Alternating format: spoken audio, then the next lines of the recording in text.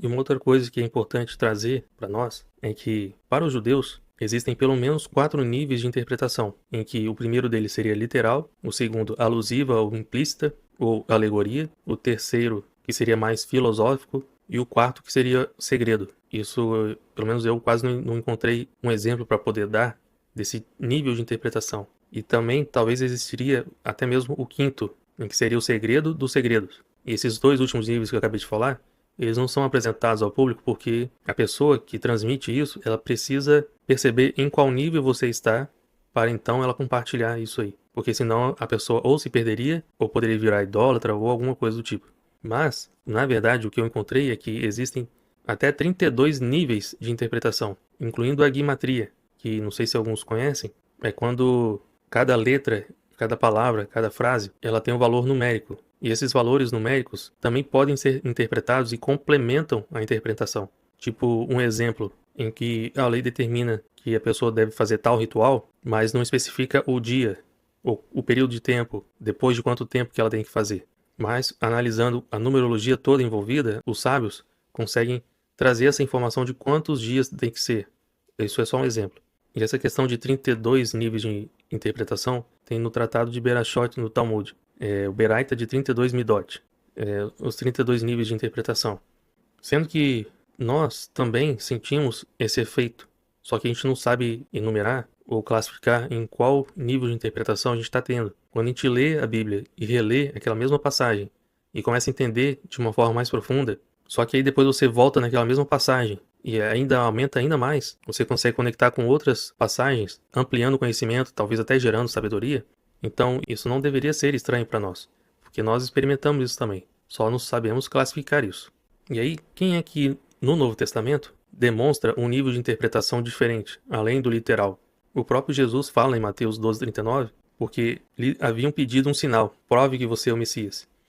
E aí ele fala, uma geração adúltera e má pede um sinal, mas nenhum sinal lhe será dado, senão o do profeta Jonas. Porém, apesar dos profetas falarem sobre o Messias, de ele ficar morto 3 dias, não há nenhuma profecia que diz que o que aconteceu com o tal profeta iria acontecer também com o Messias. Ou seja, o exemplo de vida real de um profeta iria acontecer de uma outra forma, de forma alegórica, na vida do Messias. Então, Jesus já está mostrando que existem sim níveis de interpretação. Assim como Jonas ficou dentro do peixe por 3 dias e 3 noites, Jesus também ficaria 3 dias e 3 noites morto. E a gente vai ver que, apesar de ele ter falado isso, não foi 3 dias e 3 noites como nós contamos aqui na Terra. E eu gostaria de mostrar essa forma de calcular que poderia ser considerada estranha, esotérica, eu não sei qual palavra definir, mas eu diria que é espiritualmente. Sendo que níveis de interpretação não é estranho, não deveria ser. Porque assim como aquele quase sacrifício de Abraão e Isaac, e isso o cristianismo olha para essa passagem e vê ali o quase sacrifício, isso tipificando o sacrifício de Jesus, muitos pastores já viram que isso não é estranho. Porém, toda a Bíblia tem esses níveis de interpretação diferentes, que podem complementar o conhecimento. E a gente vai ver que isso tem sim muita importância para entender Apocalipse.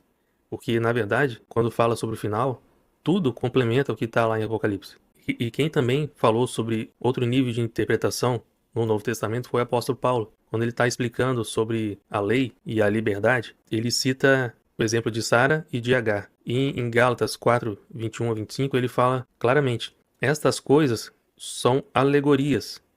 Ou seja, o que aconteceu com Sara e com Agar, e quem não sabe, Abraão teve um filho com Agar, que é Ismael, e outro filho com Sara, que é Isaac.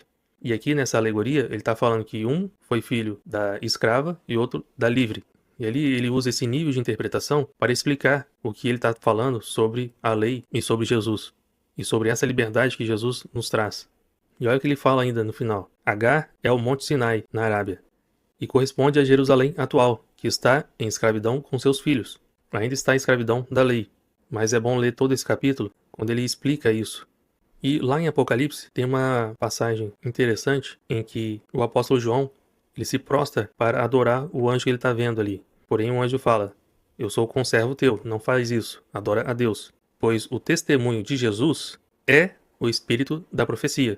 Sendo que o que Jesus a gente acabou de ler, ele fala sobre o sinal de Jonas. Ou seja, de um nível de interpretação diferente do que as pessoas estavam vendo. E aqui esse anjo está falando, esse testemunho é o espírito da profecia, ou seja, é a forma de nós interpretarmos. E como eu já tratei em vídeos passados, esse erro do apóstolo João de acabar se ajoelhando para adorar esse anjo é porque ele viu a ressurreição.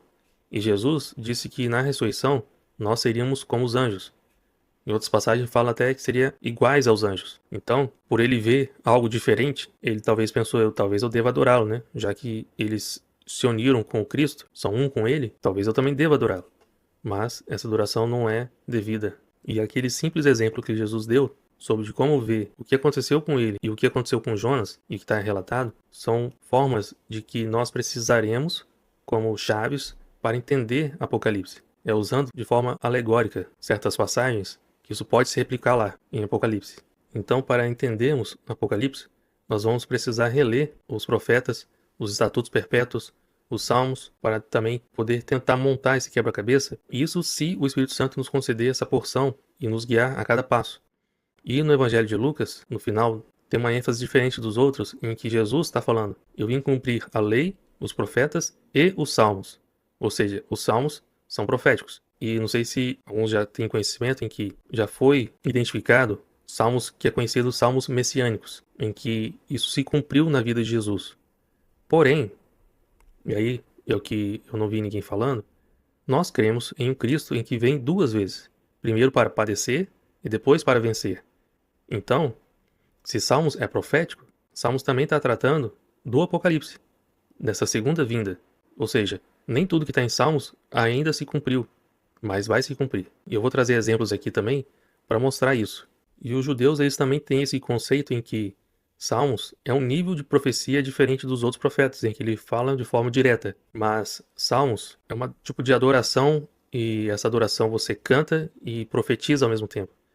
É como se mesclassem por um período de tempo esse sentimento humano com o do Messias.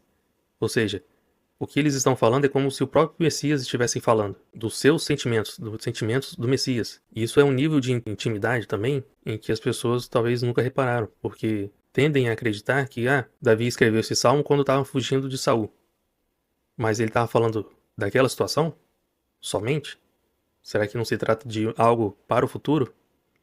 Porque assim como foi o exemplo da vida de Jonas, que passou por aquilo de ser engolido por um peixe, isso também aconteceria com Jesus, em outra esfera, de uma outra forma. Então, existe essa representação, essa forma de alegoria. E a gente já viu que em Filipenses 2,5, o apóstolo Paulo fala isso também pra gente. Tende em vós o mesmo sentimento que houve em Jesus. Ou seja, é como se tivéssemos que unir com ele para poder termos esse sentimento, o mesmo sentimento que ele tem. E aí reparem o seguinte: quando existem expressões como toda a terra, todas as nações, os céus se abalaram e assim por diante, isso pode até parecer poético, algo como realmente tentando embelezar aquela história, mas na verdade se concerne aos fins dos tempos. Pode até parecer que era aquilo que eles estavam vivendo. Mas quando tem expressões desse tipo, ele está falando de algo que ainda vai acontecer, que vai acontecer de forma plena, nos fins dos tempos. E muitas delas se referem ao dia da vingança de Deus. E a gente também vai ver um exemplo disso. Diferente de quando Jesus estava sendo tentado no deserto, em que ele respondia para o diabo: está escrito, está escrito. Em Mateus 5,45, ele diz assim: ouvistes o que foi dito, amarás o teu próximo e odiarás o teu inimigo. Olha só a diferença. Em vez de falar está escrito, ele disse: ouvistes o que foi dito. Ou seja, ensinaram errado. Porque eu sei também, e eu já vi também pessoas caírem nesse conceito em que, vendo alguns salmos que parece que ele está pedindo a justiça contra o seu inimigo, é como se nos desse uma licença para orar contra os nossos inimigos, para Deus trazer a justiça sobre eles. Então, assim, Jesus vem nos ensinar, nos resgatar de algo que Davi também já tinha falado, mas parece que passa batido. E as pessoas não reparam de como ele realmente amou o próximo.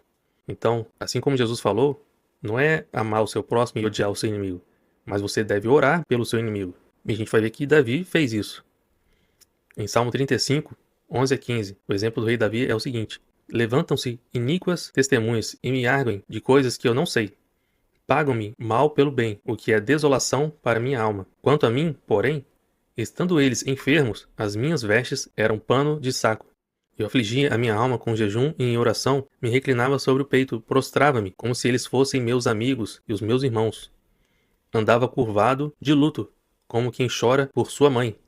Olha só, isso é o que ele está fazendo em relação aos seus inimigos. Ele, além de jejuar, além de orar, ele andava ainda como se fosse de luto por eles. Porém, quando tropecei, eles se alegraram e se reuniram. Reuniram-se contra mim. Os abjetos que eu não conhecia dilaceraram-me sem tréguas. Ou seja, o bem que ele realmente estava fazendo para as pessoas, intercedendo por elas diante de Deus, estavam pagando isso com o mal. Então, esse exemplo que o rei Davi dá de como amar os seus inimigos, interceder por eles, isso passou batido pelas pessoas. E ainda passa. Mesmo Jesus falando, orem pelos seus inimigos. Quando eles tiverem fome, dão de comer. Se tiverem sede, dão de beber. Mas as pessoas querem pegar certos salmos que falam sobre seus inimigos. Poxa, então eu posso orar contra eles, usando esse salmo. Só que ele é algo profético, ele está falando de algo do futuro. Isso também a gente vai tratar um pouco aqui. Quando na maioria das vezes fala sobre os inimigos em Salmos, ele está se referindo ao dia da vingança do nosso Deus. E lá em Apocalipse a gente vai ver isso como as orações dos santos. Apocalipse 5, 7, 8, 6, 9 a 11 e 8, 3. Esses santos estão orando, intercedendo para Deus. Quando é que o Senhor vai vingar o nosso sangue? Ou seja, essas pessoas já morreram e elas estão falando com Deus. E o nosso sangue, quando o Senhor vingará? Então haverá um tempo em que todas essas pessoas, não simplesmente a humanidade que está aqui, até mesmo aquelas que já morreram também, assim como eles, vão voltar para essa terra e sofrer a punição de Deus, punição divina, que não receberam naquele tempo. Então essas pessoas estão intercedendo para Deus. Vinga o nosso sangue.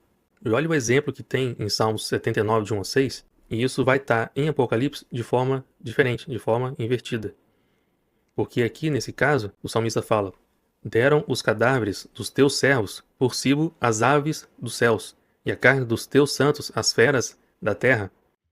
E lembrando, eu coloquei aqui destacado sobre as aves dos céus. Nesse contexto, isso pode estar representando os demônios que são principados e potestades que atuam nas regiões celestes e que também se alimentam não só dos pecados, mas desses sangues também. Então, ele está falando aqui que o sangue dos seus servos está sendo entregue, está sendo derramado. Isso vai acontecer em Apocalipse, mas agora de forma invertida. Olha a profecia de Jeremias 51, 40, depois do 48 e 49, falando sobre a grande Babilônia. Fá-los-ei descer como cordeiros ao matadouro, como carneiros e bodes. Os céus e a terra e tudo quanto neles há jubilarão sobre Babilônia, porque do norte lhe virão os destruidores, diz o Senhor. Como Babilônia fez cair traspassados os de Israel, assim, em Babilônia, cairão traspassados os de toda a terra. Olha só, toda a terra. E a gente pode ver que no primeiro capítulo de Apocalipse, todo olho verá a vinda de Jesus, até os que traspassaram ele. E aqui também já está falando que todos os da terra verão, receberão um castigo. Aqueles que realmente não foram consertados, aqueles que não pagaram, né? A gente pode perceber que dá essa impressão de pessoas poderosas que fizeram tanto mal, morreram sem pagar essa injustiça que fizeram, mesmo sendo tantas atrocidades. Porém, elas serão trazidas e sofrerão nessa carne aqui na terra esse castigo divino.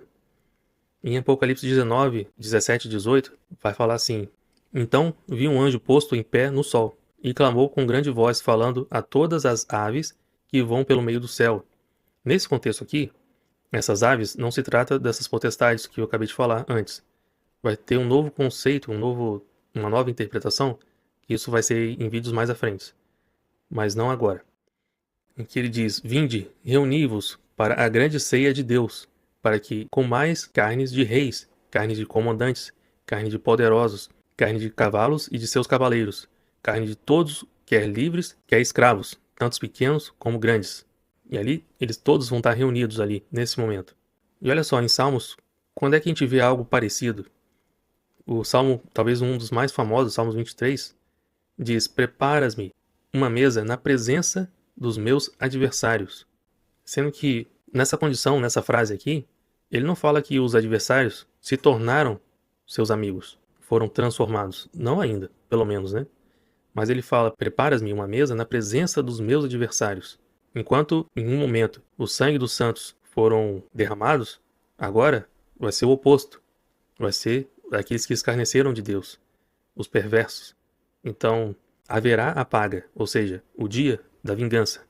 E olha outra coisa que é interessante que a gente vê em Salmos. Quantas vezes que a gente já viu o salmista dizer: cantai um novo cântico. E a gente vê que os selados de Apocalipse, eles cantarão um novo cântico.